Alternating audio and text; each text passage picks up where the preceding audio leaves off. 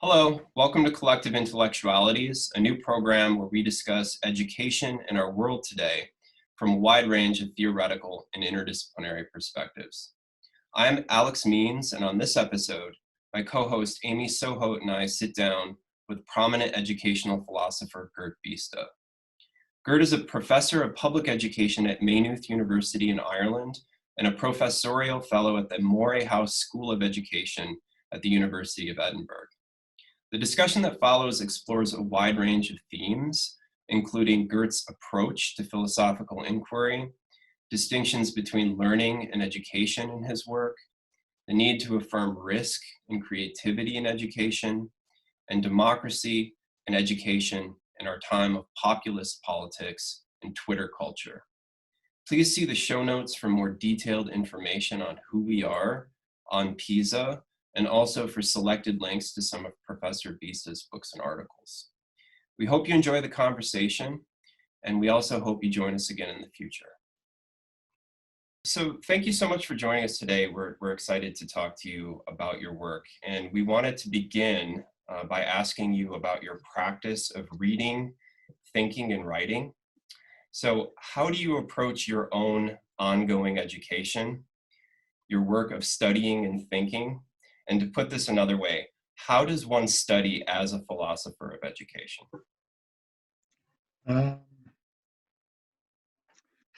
Yeah, that's an interesting question to begin with. The first word that comes to my mind is intuitively and intuition.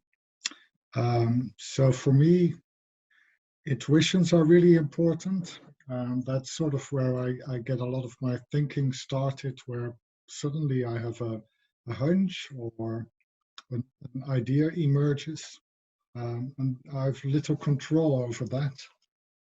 Other than that, it has to do with the environments and the things that happen there and the things I see. And maybe the other word here is irritation. I often also get started when I encounter things that that don't make sense to me, or when I think a little bit through them, they become quite absurd, or there is something missing. So there is quite a lot of sort of an emotional level in my way of working. And I would also say it's in a sense reactive. So I don't have a particular scholarly program or things I want to pursue or develop, but I think I'm an observer of a lot of what's happening in education. And then there are things that sort of I have a gut feeling that there is something wrong or something missing. And then I begin to explore and begin to try to articulate what the issues may be. What helps me a lot is to talk about them, seminars, presentations, teaching. And I've noticed over the years actually that I don't distinguish a lot between those. So I find myself giving talks and lectures to students about the same topics that I give invited lectures. And that helps, I think, to begin to shape my ideas. And then, again, being quite reactive, I have opportunities where people invite me to write. And that often is the point where I then sit down and say, okay, what are the issues? What's the intervention that may be needed? How can I build up a case? And then my reading begins to start. I think over the years I've read an awful lot. I'm not a systematic reader, but I read in function of things that interest me or that I want to find more about. And that has built up over the years. So that's an interesting kind of resource you can fall back on. And then, what I try to do is to make points and to work towards observations or conclusions. And often then I like to play with language, and words arrive, and they also help to begin to to articulate things. That's probably as much as I can tell about what I do. So a lot of it, yeah, just happens, you could say. So it's always nice then to think back. So we're going to dig just a little bit deeper into that. Sure, yeah. You talked about intuition, irritation, and reaction. So we're, as part of this, they're probably all imminent to what you do. They not necessarily in sequence, but you have written that any act of creation, including education, is at best a dialogue between one's intentions and the material one works with, and thus a process in which both have a voice and both have a role to play. So you, in your work, you dialogue with a wide range of thinkers, from John Dewey, Michel Foucault, Jacques Derrida, Jacques Rancière, Hannah Arendt, and others. How do you conceive of your relationship to these philosophers in this sort of process that you have? Are they teachers? Are they muses? Are they distant friends, neighbors, or colleagues? Also, how do you navigate the conceptual tensions across these thinkers in your work?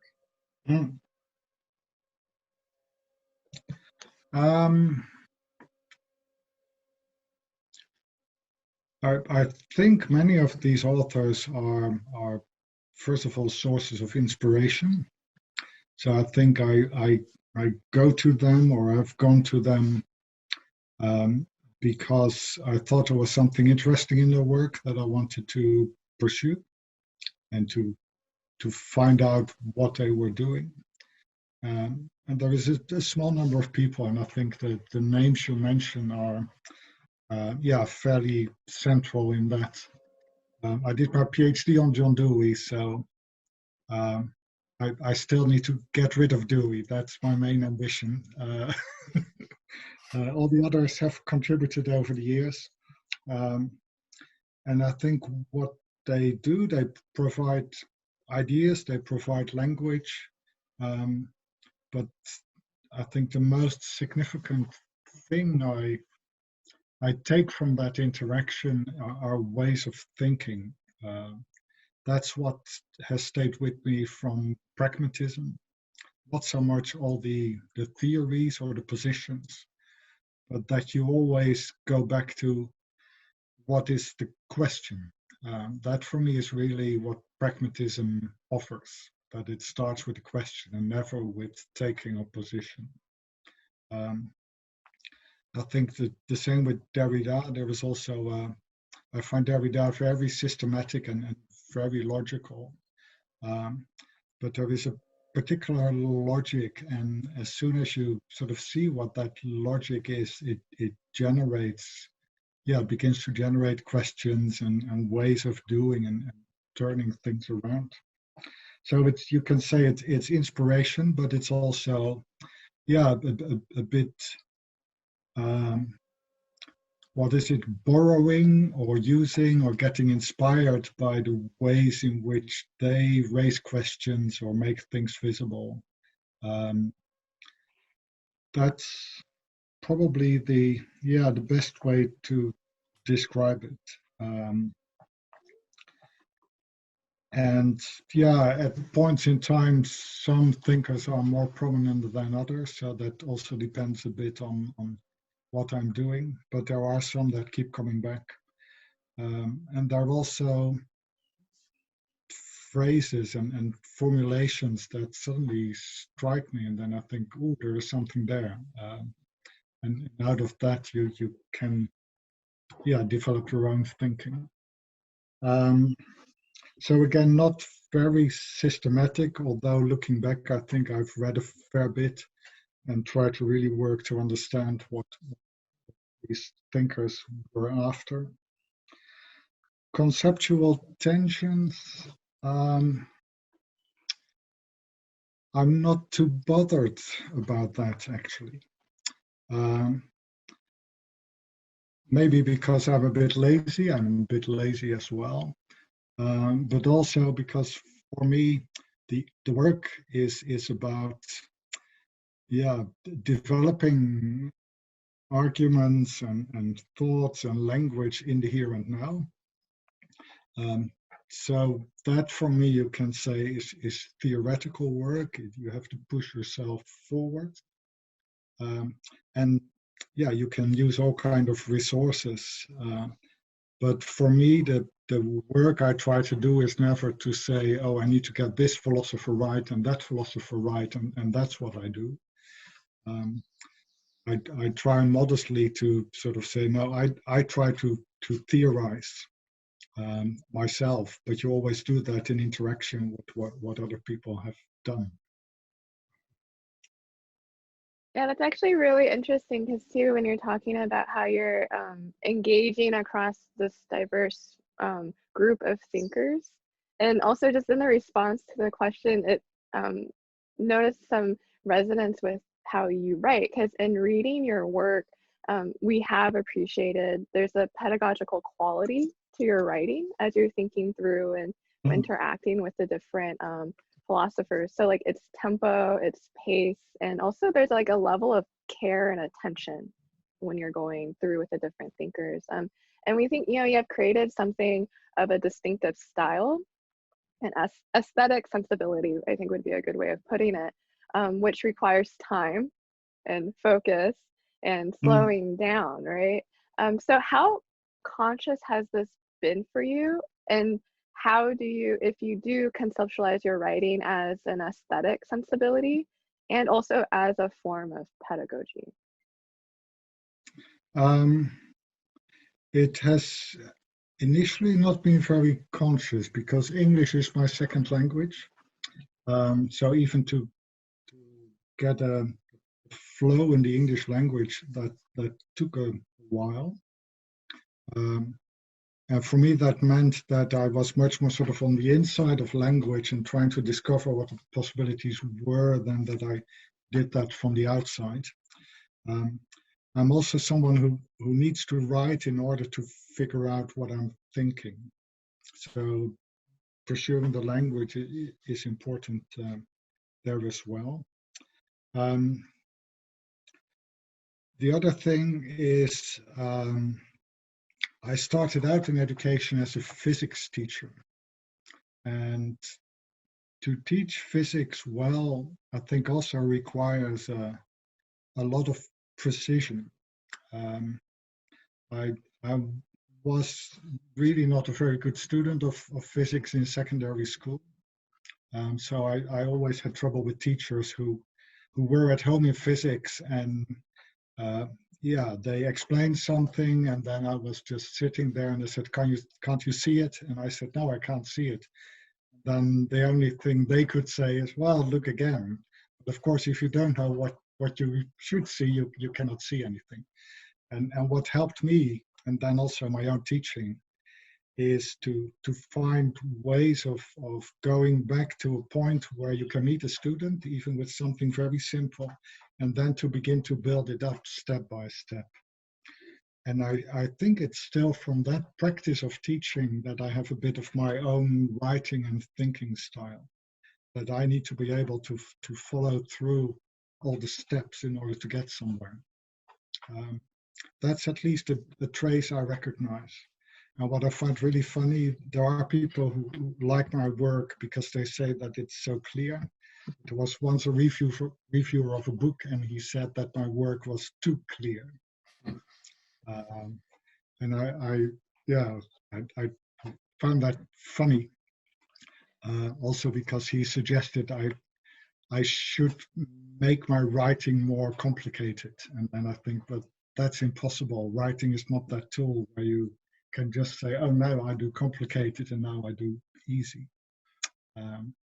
So, yeah, I think it has something to do with that I need to be able to construct an argument that has all the steps sort of in a logical place.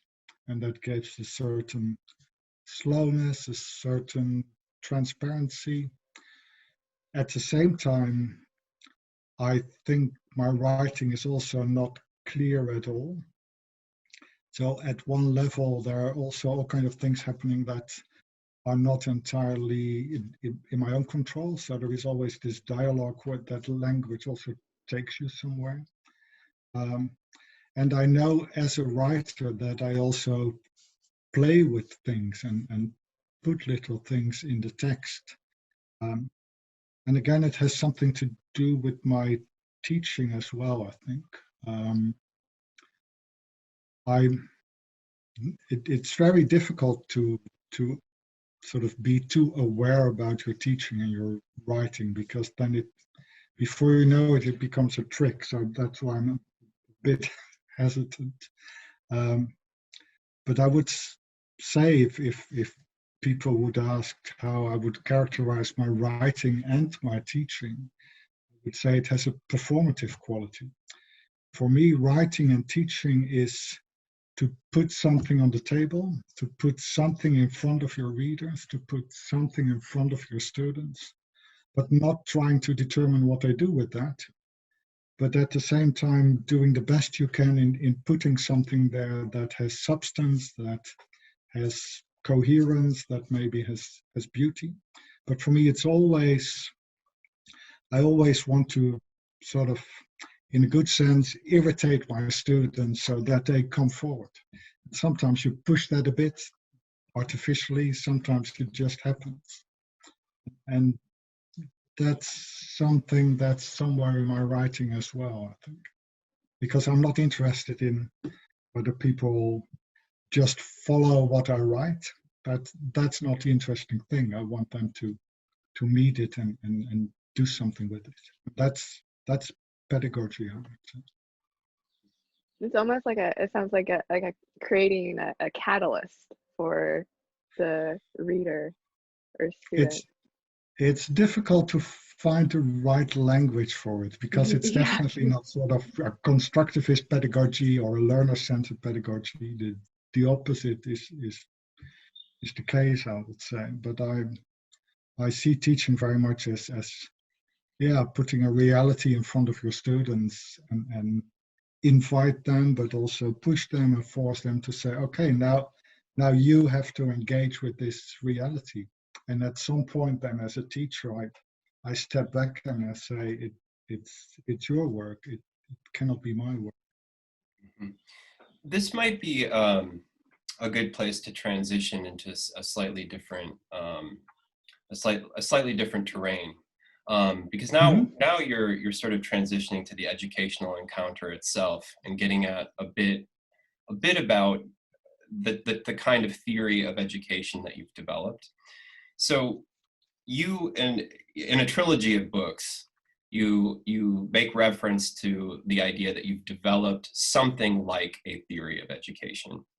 And this stands in tension to the sort of omnipresent language of learning, the politics of learning, the learning society. So could you elaborate on this tension between learning and the theory of education that you've developed, and sort of draw out the content of each of these that sides of this tension? Yeah.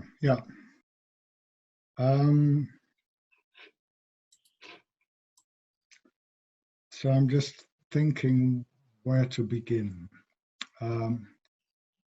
I've become more and more convinced that learning and education have very little to do with each other. But the challenge is to make clear why that difference is there. One argument is to say anyone who wants to learn can learn. You don't need education for that. You can even say at one level, yeah, we are constantly learning. So why think that education is needed for learning? That already shows that there is some kind of gap. And at least it makes clear to me that the point of education is not to make learning possible.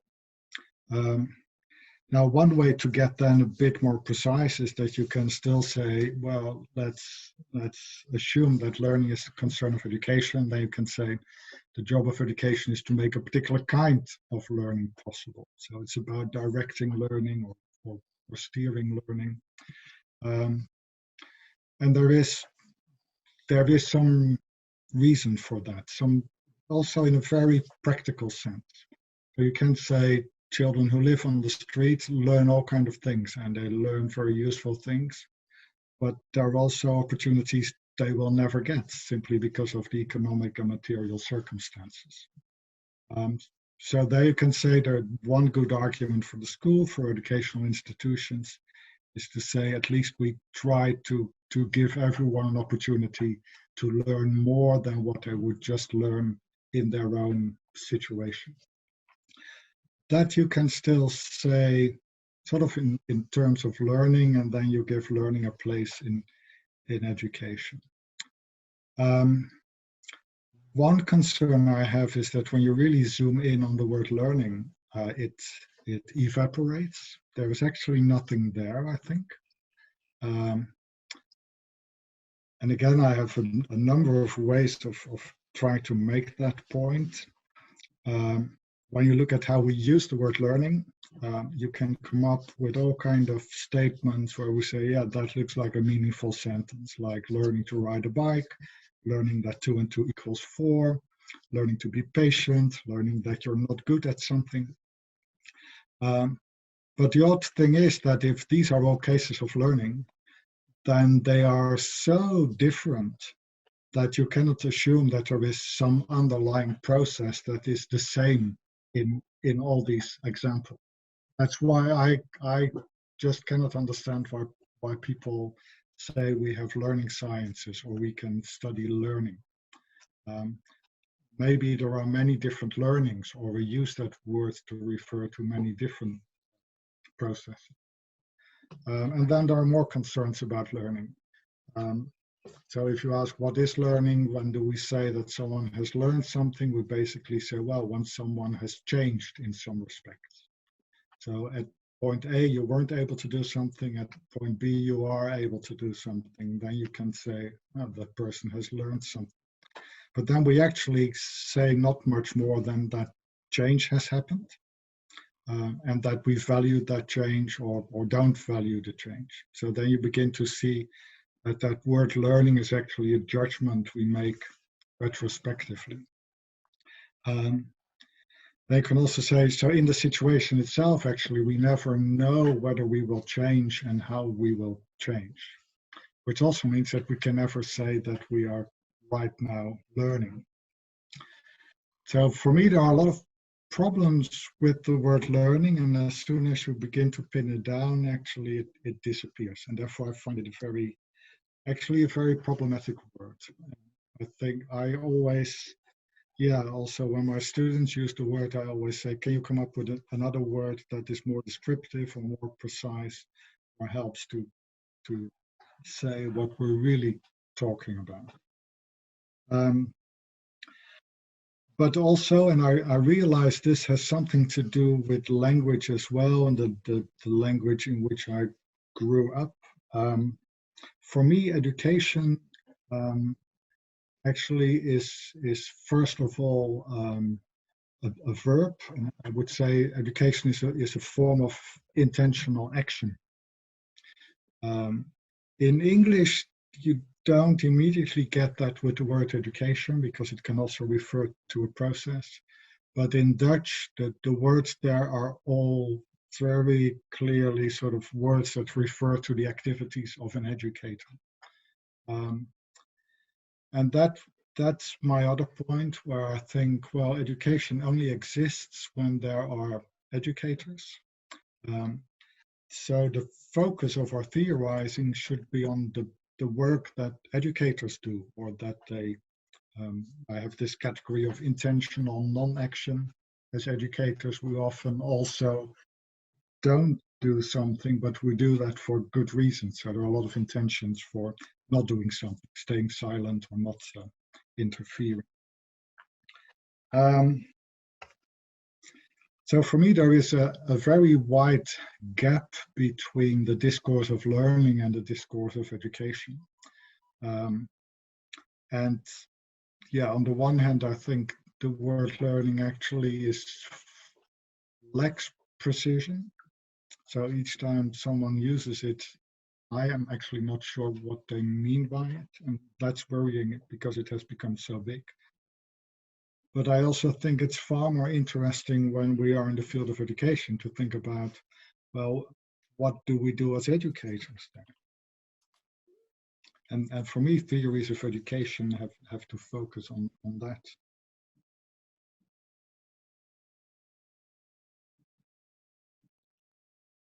So I think that's also too, I like when you're talking about how education, right? I guess the limitations of language, right? Especially here in with English, it's like very there's not as much movement with it. It's like a very brick or something to say the least. But I think that ties into when you're talking about, say, the your book, The Beautiful Risk of Education, and when a lot of your writing, you stress how it's important to resist education's tendency towards prescriptive techniques and instrumentalization. So what you have called the formalization of the school curriculum. In contrast, you've written that there is that inherent risk to education, and that actually it's, rather than being averse to it, we should see it as an affirmative process, and productive. And so with risk being central to the creativity that is education. And we would love if you could maybe speak more to that, because, how is risk positive and affirmative rather than something to be, averse to? Yeah. So yeah, again, I need to think where to start.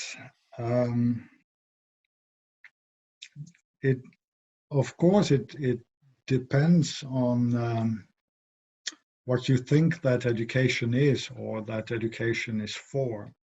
So if you conceive of education as a process that should produce something that you already know, then you want to make sure that you get that end result.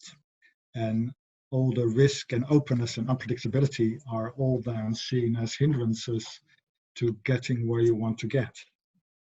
And that's, of course, what I play with saying, well, wait a minute, risk is not just a problem. You can say it's only a problem if you think that the process should be a predictable process. And then I begin to ask, well, is that a valid way to think about education? And in a sense, I'm quite liberal, so I can see reason in a lot of different positions. So I also know, it's important that students get it right and that they get the right understanding and the right skills. So there is a place for that, but there is also a limit there. And in rather crude and quick terms, you can say that the limit is when students can only appear as objects that need to be managed by teachers or by education systems. And there I come out of at least a continental tradition, but there are many more traditions that say at the end of the day, the point of education is that students can lead their own life. And that is what we constantly should be anticipating in all kind of really interesting ways. And that is risky because you give everything ultimately you put everything in the hand of the student and you say, look, it's your freedom. And I'm not the person who is going to tell you what you should do with your freedom. And then you can say, well, without risk, without the risk that it is an open process where you do not know what's coming out of it, but also the risk of saying to students, look, it's your life, it's up to you. There are all kind of risks there, but they are the point of that way of looking at education. And then risk becomes positive, and you can say necessary and essential for education. So coming back to the student and perhaps the student and the educator as subjects, the question of the subject is central in your work and your philosophy of education. So why a subject and not a person or an individual? Why a subject and not a student or a teacher? For viewers and listeners who may not be as familiar with your approach to the subject in education, can you describe the difference between to be subjected and subjectification, or becoming subject, and what roles these play in your philosophy of education? I can try, but it's also, it's nice and appropriate that you point at some of these issues and words, because that's another part of the process where you start with an idea and you think, okay, I've got it sorted. And then people begin to respond and they say, well, do you mean this and not that? And then actually what initially you thought, I'm done with that, you need to revisit in order to find all the nuances.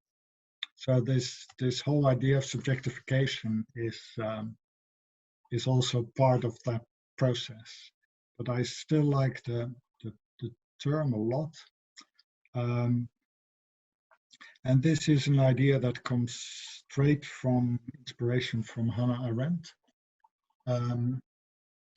who says that the beauty of the word subject is precisely its double meaning. That to be a subject means to be the origin of action, the origin of initiative. And that is, you can say, part of our experience of existing as a subject of our own lives. But she says, and I think that's a brilliant insight. The only thing we as individuals can do is to take initiative, to begin something. But for that initiative to become real, to arrive in the world, in the social fabric, other people need to take up our beginnings. That's her language. And again, I really like the language. And then she says that means that if we want to exist in the world, we are therefore subjected to what other people do with our beginnings. And she says, and again I agree, it's this double movement of initiating something, but at the same time being subjected to what is beyond your control. That is what it means to exist as subject. And that's what I like about the word. So, and there are people who don't like it because they only hear subjection, and they say we don't want to be subjected. I also have to say my colleagues in England make that point often, where they say what really frustrates us here is that legally we are subjects of the monarch, not free citizens. So the word comes with that history and that experience as well.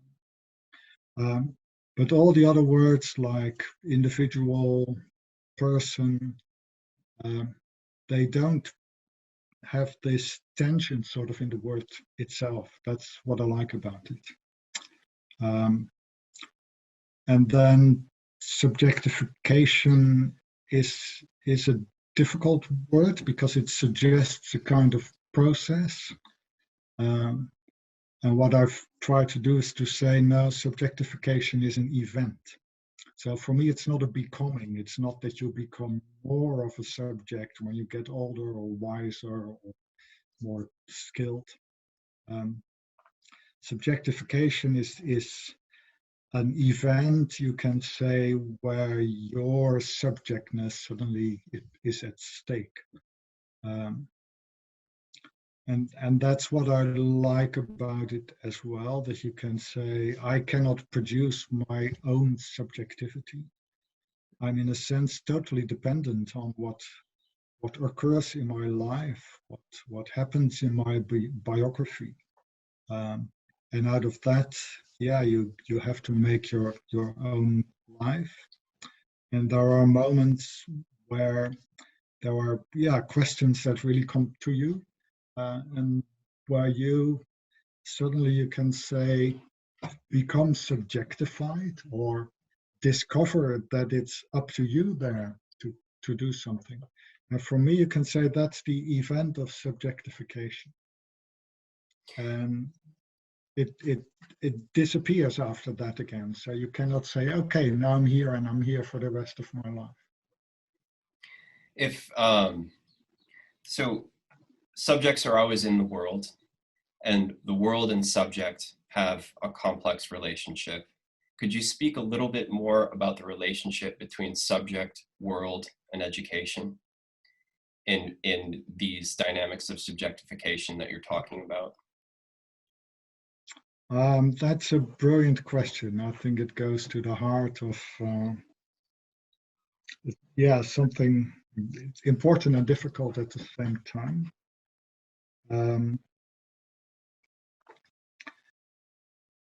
Because you can say, why education? Why isn't the encounter of subject and world enough? What do educators need to do there? And I find that an important question. So even if you say, here we have a theme that as educators we understand is really important. We don't want our children to become clones of us. We don't want to keep control over them. They must lead their own lives. The question is then, is there anything educational to do there? And I think there is. And again, you have to be very careful and quite precise. Because education is not always necessary. There are children, young people who grow up who, in the encounter with the world, meet these questions, meet themselves, and a lot goes well. I think part of what I do in my work is to look at the world and say, we are constantly creating worlds that pull all of us in different directions. Over the past years, I've been writing quite a lot about this idea of the impulse society, and the whole idea that we have an economic system that constantly wants us to buy more, that constantly tries to multiply our desires so that more stuff can be sold. You can say there we create an environment in which it becomes pretty difficult to stay standing. So it undermines, you could say, the possibility to exist as subject. And then you can say that's a point where education may want to step in.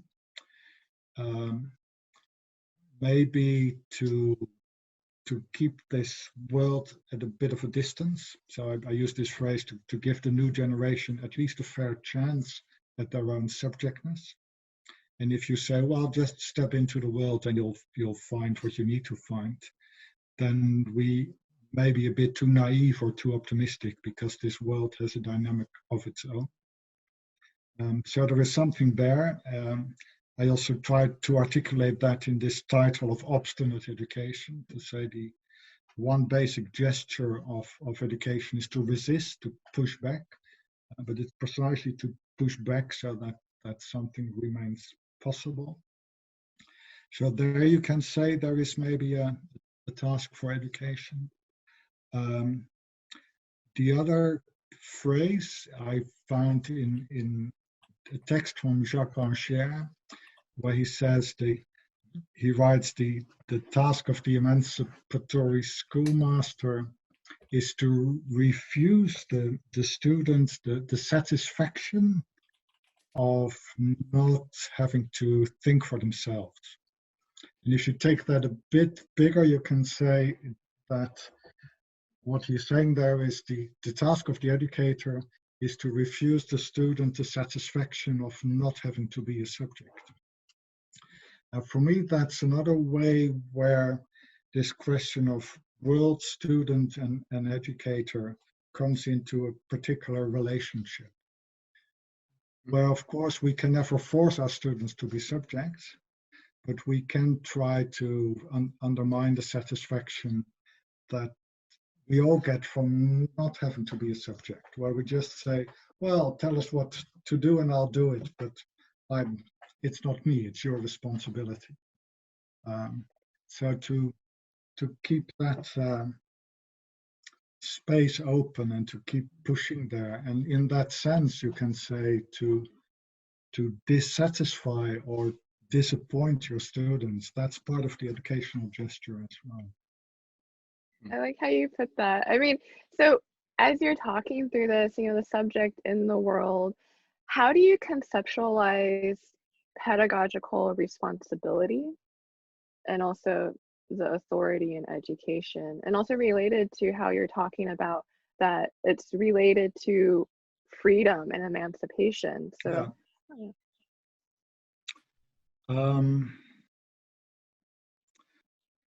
so there is a pedagogical responsibility, and in one sense it's very abstract, and that raises a very big question: where does it come from? But also, why do educators even think that they can occupy that place and say, yes, I have this responsibility?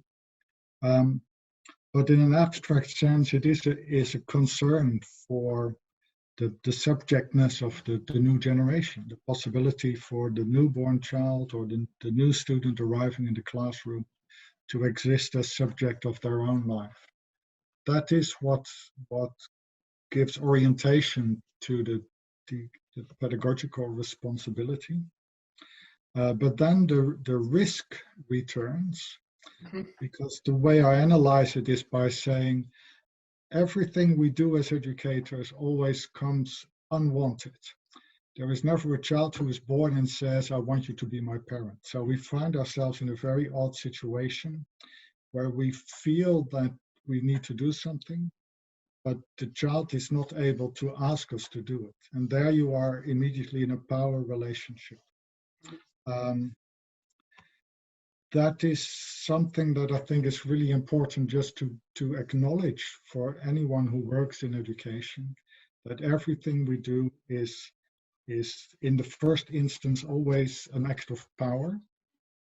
Now, of course, it comes with a lot of good intentions, but that doesn't take the power away.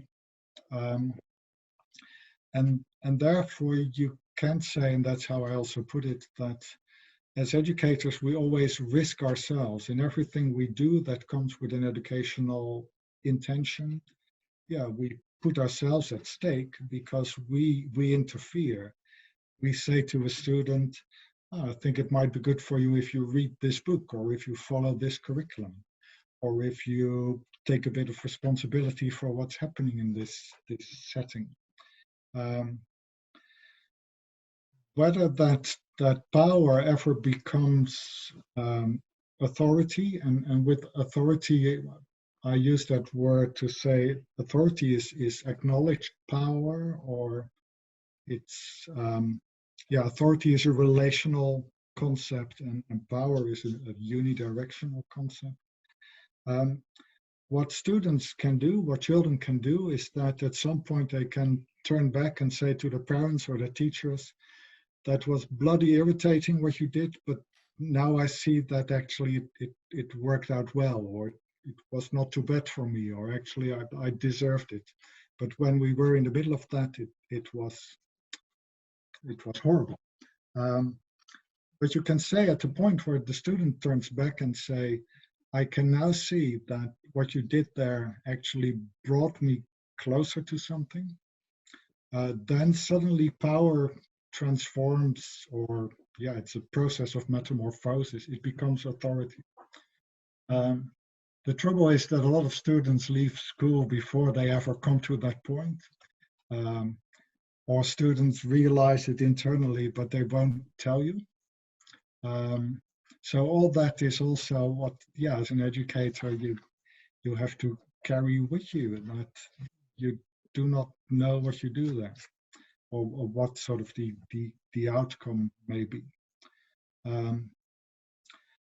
You can then say educators are the problem, let's get rid of them because they are constantly exercising power.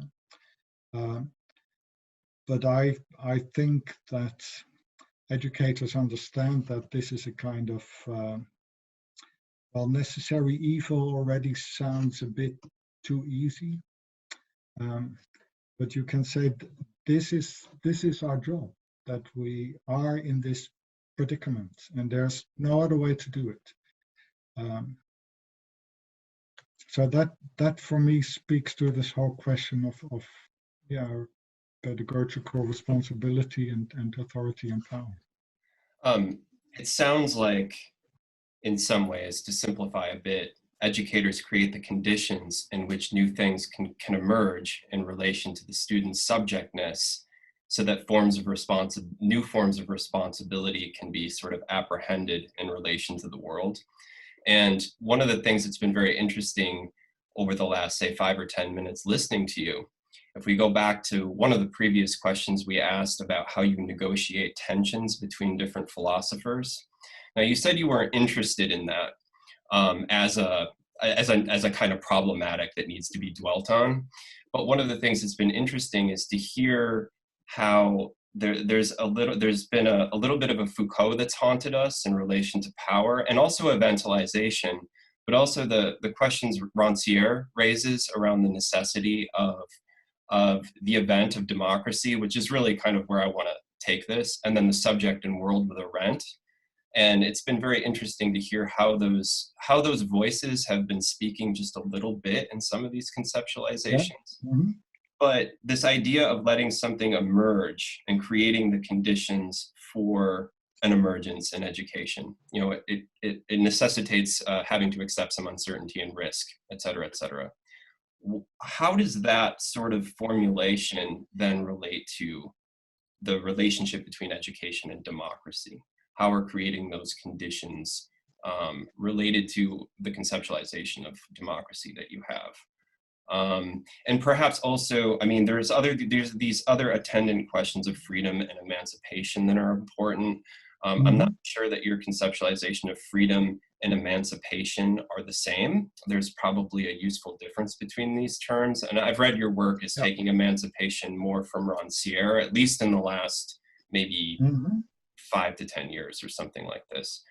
I'm being a little bit long-winded in this question, but these are the things I'm sort of interested in hearing you talk about. Yeah.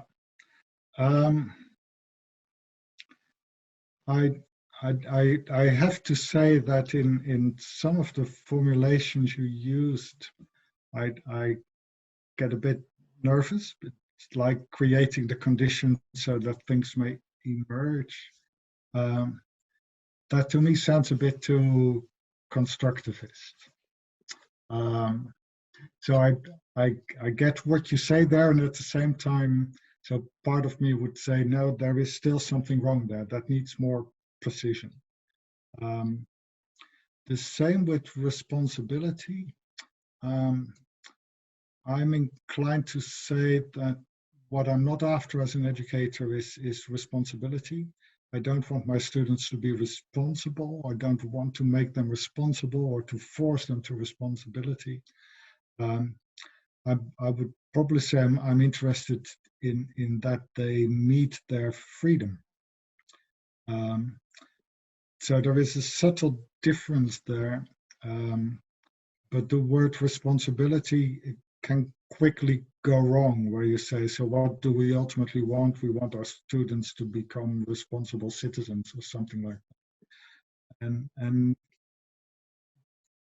this is inspired by Levinas, for example, where he would say the whole point is that we encounter a responsibility, and that is precisely the moment of subjectification. But what we do in that moment is not that we find a demand to be responsible, but that we find a demand to be the subject of our own life. So that is much more about freedom, you could say, than that it is about responsibility. So there is something, there to be aware of, and it's not always clear to me. But when people begin to talk about my work in moral terms, I tend to push back precisely for these reasons. Now, what does that mean for education and democracy?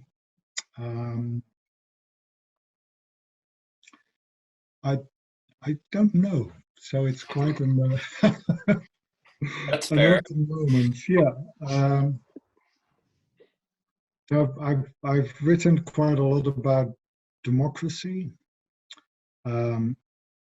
because I think there is something really important about it, that democracy refers to the situation, ambition, ideal that all human beings can be subject. And so that you can say that's an Arendtian reading of democracy. And then you can immediately see that that doesn't mean that everyone can just do their own thing, but that everyone sort of is willing to constantly hover in this middle ground where you're subjected to all the things that are beyond your control, but that are the very possibility for you to be there in the world as well. I think that's where my interest in democracy lies. That is quite political, you could say. It's very closely related to Arendt's idea of action. And there I see the connection also with Rocher, who says the democracy can never exist as sort of a positive state of affairs. The only thing we can hope for are moments of democratization, where this whole question of equality gets re-articulated. And we're not looking for more equality, but suddenly see that we need a different equality. And what I like about Rocher is that he sort of says, don't think that democracy is this utopia we put in the future and step by step we will get there. So there will always be inequality, but all the political struggles are there to see there are different ways to configure and reconfigure equality. And that, for me, shows something of the ongoing trouble, you could say, with democracy, that I also find in Arendt. And that, for me, then, as an educator, speaks back to this whole idea of subjectness, which is very different from identity or individuality. But this existential condition, this existential appeal, maybe this existential burden. So democracy is somewhere there. And for that reason, the question of the relationship between education and democracy, is quite messy here, I would say. Well, speaking of messy, Western liberal democracies are having a lot of problems right now and a lot of trouble. And one of the things that we noticed is that you had stated that you would no longer be on Twitter as long as Donald Trump remained president. So this is by way of sort of some parting thoughts from you. Have you rejoined Twitter?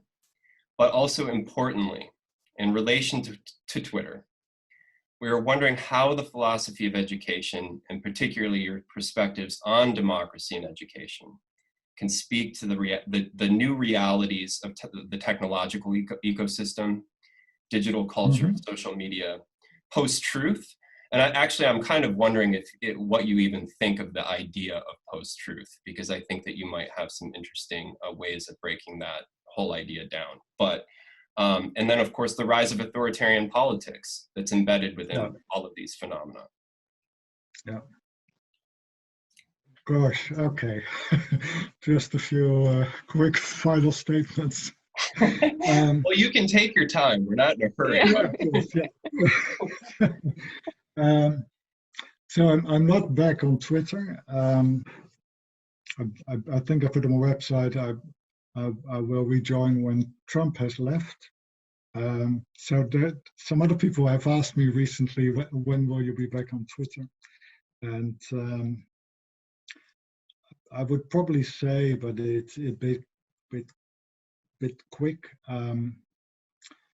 There are still too many little Trumps on Twitter. Maybe I don't want to be part of that dynamic. And I fully understand Twitter can also do wonderful things. The uprisings about 10 years ago in some countries, yes, Twitter had lots of positive to do there, but it also, what does it do? I think it undermines possibilities to even be aware of our own subjectness. So there, for me, there is still a concern, because Twitter is quick. It's this immediate, this instant gratification. You feel an urge and it's already out there. It's not dialogical in any meaningful sense. It's a fighting match. It's a hit and then the hit back, or nothing at all. So there, in that sense, there is something, problematic, I think, about the medium. The question you ask is, what does philosophy of education have to do there? Maybe I'm a bit old-fashioned, but I would take that question more in terms of what can philosophy of education or educational theory do in the public sphere. And the public sphere for me is everything that is orientated, you could say, towards another old-fashioned notion that needs unpacking, but an idea of the common good, or anything that's not just my private or particular interest. And there, that for me, again, has to do with this double meaning of subjectness, that I would say the only way in which we can ultimately exist is if we acknowledge that we cannot exist in a pure form. I think the desire for 100% purity is really dangerous, but it's widespread. And there are all kinds of systems that feed that desire. You know, advertising does a lot by saying, you've got an image of what your body should look like, we can get you there, 100%. But the same in politics, populist politics that says, you have a desire, vote for me, I'll give you that desire, 100%. And of course, those are lies, but they have a strong appeal. And what they do is constantly, in a sense, dampen or hide the idea of the common good, if you put it positively, or this irritating fact that our lives are not completely in our own hands. And each time we try to take it completely in our own hands, individually or collectively, actually something goes wrong. And to remind, each other of this is one thing where I would say education has something to do in that political discussion, because you can say this is kind of an educational point. How can we help each other? How can we give each other a fair chance at our subjectness? And not to think of that as something that can be pure and can be under our own control. These are the key insights that educators work with. But for me, they are also political insights, and they become more urgent, you can say, when society and politics become more infantile. So there is, for me, a concrete educational point to make in response to a lot of these political developments. Now, how we get that point across, not when we talk the language of learning, I think. But if we talk the language of education, of the difficult but urgent, Philippe Mérieux, a French scholar I really like, says this is the urgency of education. that we go to these points and help to keep this space open so that subjectness remains possible. That there is an argument to make there, but it's that argument. It's not the argument of lifelong learning or scoring high in PISA. All that are distractions, to put it politely.